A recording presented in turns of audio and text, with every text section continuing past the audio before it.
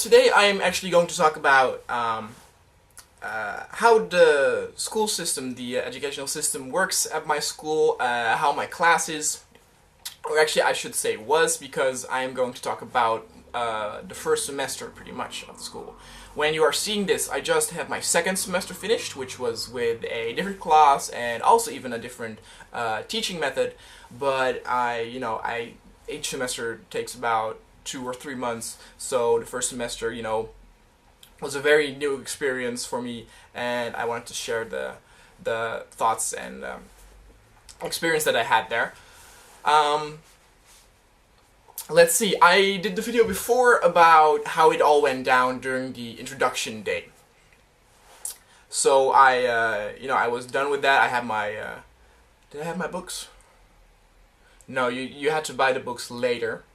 But I went to school, and they had lists with all the classes written on there, which you technically or theoretically you shouldn't have needed them, because the day before you got the name of your class. But for some reason my name got mixed up and it was put in another class of the same level though, but I thought I was first in B1 or something, and then I was put in B2, or was it B3? Actually, I don't even know. Remember really what class or what the name was of my class last year. But anyway, we had one of the bigger classes. We had 15 people at max.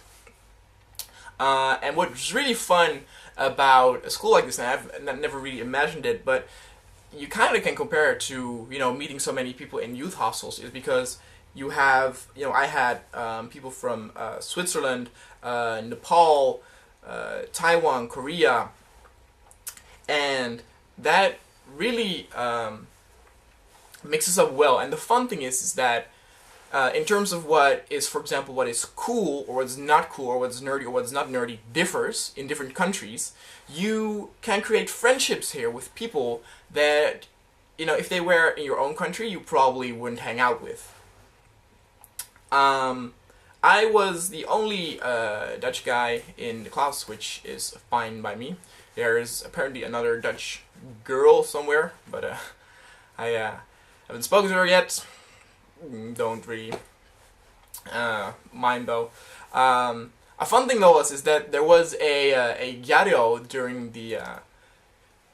the first semester. He was a beginner, I think. I didn't really talk to him though. I saw him and I said hi a couple of times, but he was a bit weird in that he didn't really say anything back. And he was from Germany.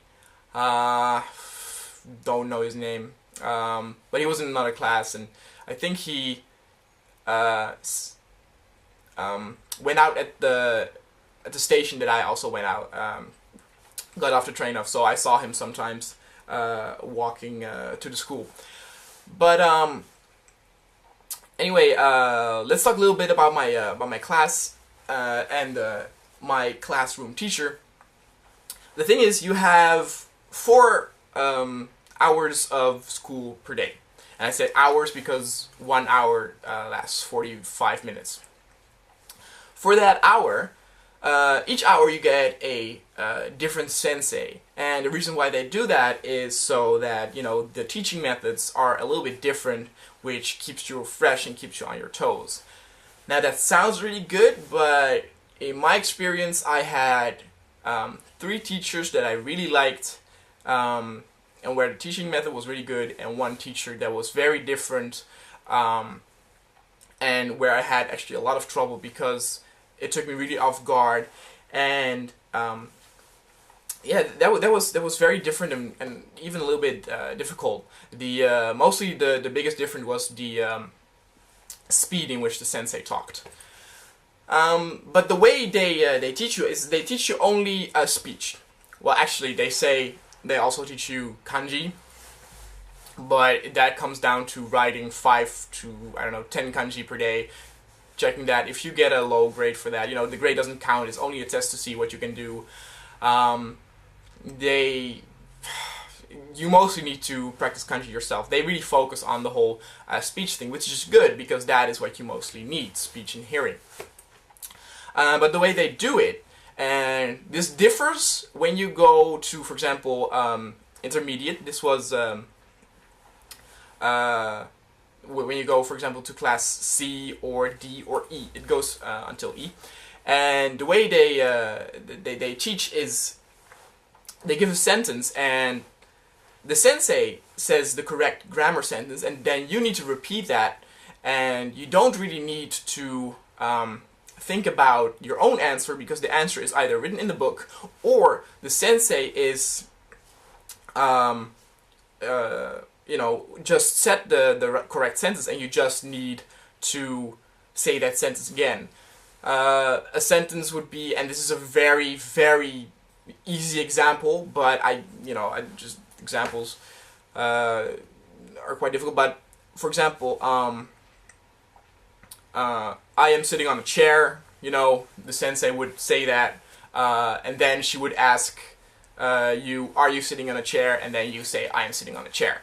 And she would ask that to around 4 or 5 people.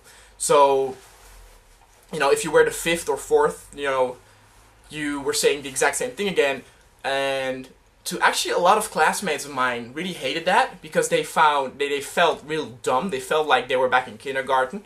Because you have to realize, I was one of the youngest in the class. I'm 21, and there was a girl of 18, but the rest was all, 24, 25, 26.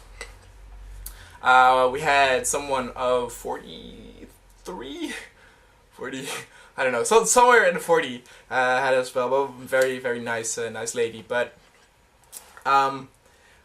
they felt really dumb, and they didn't feel that it worked for them pretty much. Because, what they wanted is they wanted to get the grammar and create sentences of their own. So, fill out the blanks instead of repeating the same sentence over and over again. However, for me, that worked really well. I don't know why. Apparently I need that kind of dumb kindergarten style, because it really helped my Japanese. And I really did well during that first semester. I even got... during all the tests, I got the highest grade in the end, and in the next semester, that actually the whole teaching method changes, and it actually becomes what those all those classmates wanted. But it is very difficult, and they really throw you into the deep. So second semester didn't go so well as the first one. But no, I really like that teaching method, and the senses were also fine. In terms of class, pretty much the class that I had in the first semester was the best class of them all. We pretty much had the class that all the teachers hated, because people were always late or absent or didn't do their homework. I was one of those. I never do homework. I never hand it in. But I prefer teaching or learning, stuff in the book instead of fucking writing on pieces of paper and handing that in. But like I said, we had a lot of diversity in terms of the people in the class, and you will see some of those people in later videos. We have a pilot from Singapore, who's 27, was here on vacation, mostly to party, not really to study hard at the school. Didn't participate in his exam, but it was all fine, because he had a blast getting here and partying. We have a big Australian dude who looks incredibly old, but is actually only 1 year older than I am. But he looks something like 27, 28, and he also has a very deep voice, so, someone even said that he looked 31, 32. But he's very fun too. He really did his own thing. He was part of the group, but also kind of a loner, because he just didn't give a shit if you had a different opinion, and he could easily go on a trip, all by himself during the weekend, to another city and stay there, and he also did that a couple of times. So he's sort of someone who wants to be free. We have a Korean guy, which which is a very, very funny guy. You actually won't see him that much in other videos. I don't know why. He's actually pretty shy, but he's very nice. He actually changed courses, so he actually is doing a little different course. I'm actually not going to name everyone in my class, but just to give you an impression of people that you might see in later videos. We have a Russian girl that will come up in some videos. We did some school trips and some vacation trips with some groups, so you will see one of those, some of those people coming up again.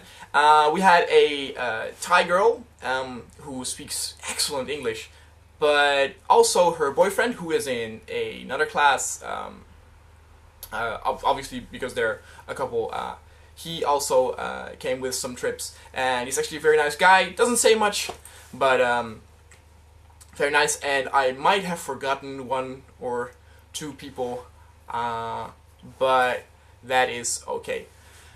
Pretty much, if I forget someone and they come up in a video, I will talk more about them then. But pretty much what I can say about the whole teaching method and stuff is absolutely excellent.